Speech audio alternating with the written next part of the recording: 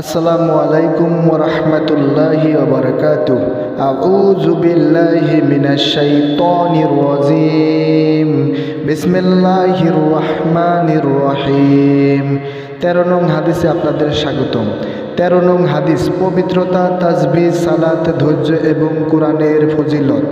আবু মালিক আল আশআরী রাদিয়াল্লাহু তাআলা আনহু থেকে বর্ণিত, তিনি বলেন, রাসূল পাক সাল্লাল্লাহু আলাইহি সাল্লাম বলেছেন, পবিত্রতা হলো ঈমানের অংশ। আলহামদুলিল্লাহ মিজানের পরিমাপকে পরিপূর্ণ করে এবং সুবহানাল্লাহ আলহামদুলিল্লাহ আসমান এবং জমিনের মধ্যবর্তীকে পরিপূর্ণ করে।